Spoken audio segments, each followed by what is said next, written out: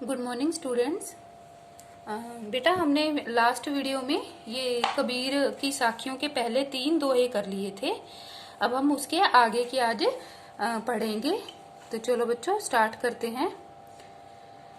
पखा पखी के कारणे सब जग रहा भुलान, निरपक होई के हरि भजे सोई संत सुजान।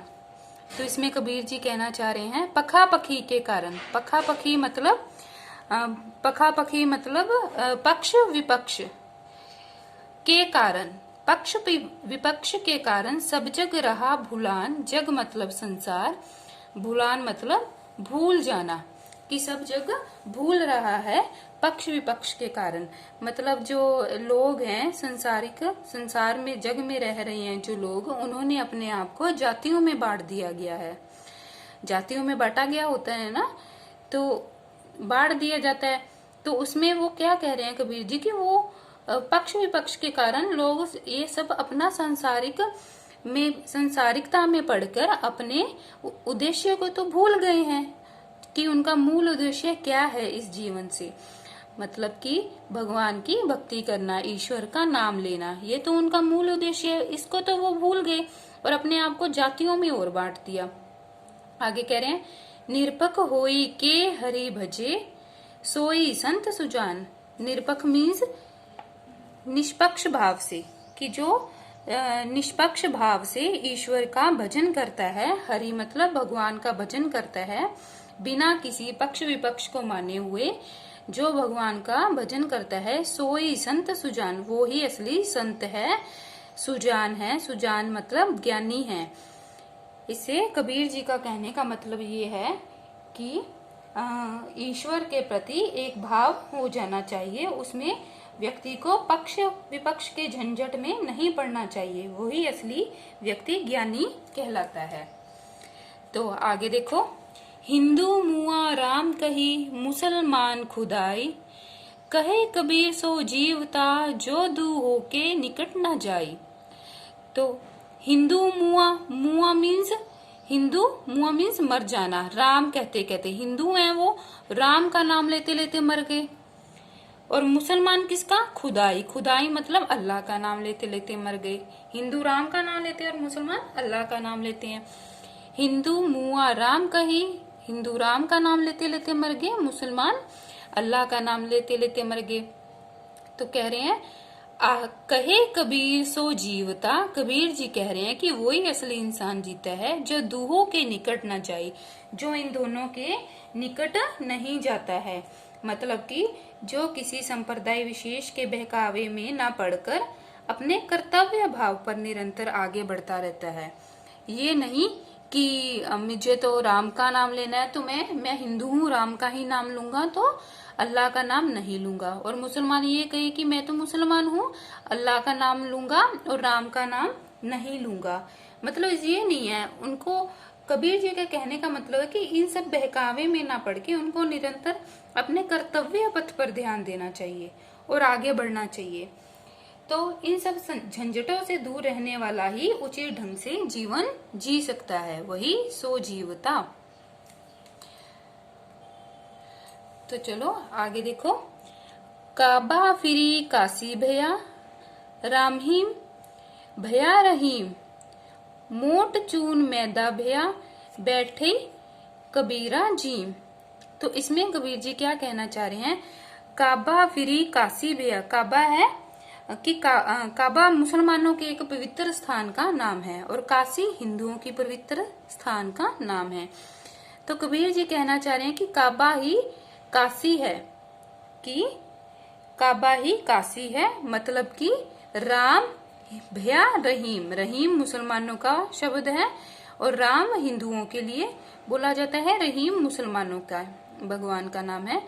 तो कह रहे हैं कि काबा ही काशी है और राम ही रहीम है। इसका मतलब कि ईश्वर एक ही है, परंतु उनके नाम अलग अलग हैं, नाम भिन्न हैं।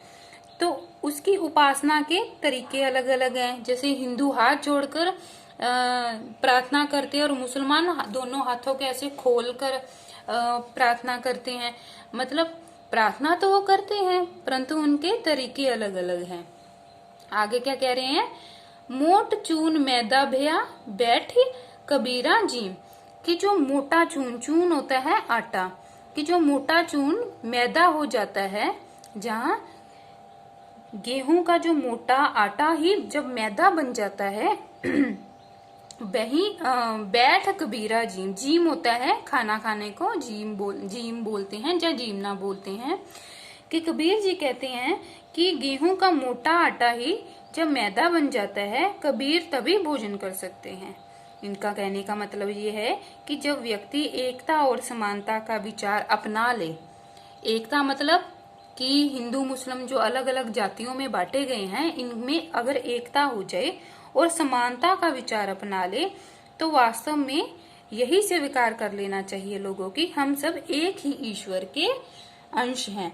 जैसे मैदा और आटा एक ही में से निकलते हैं ना, तो मोटे आटे को बोल देते हैं आटा और उसका जो बारीक होता है उसको मैदा बोल देते हैं, पर होते तो वो एक ही गेहूं से ही निकलते हैं ना।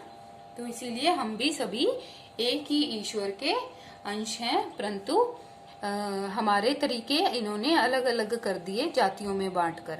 तो कबीर जी के कहने का मतलब है कि हमें एकता और समानता को अपनाकर ये स्वीकार कर लेना चाहिए कि हम एक ही ईश्वर के अंश हैं। आगे नेक्स्ट देखो, ऊंचे कुल का जन्मया जे करनी ऊंच न होई, सुबरन कलश सुरा भरा साधु निंदा सोई।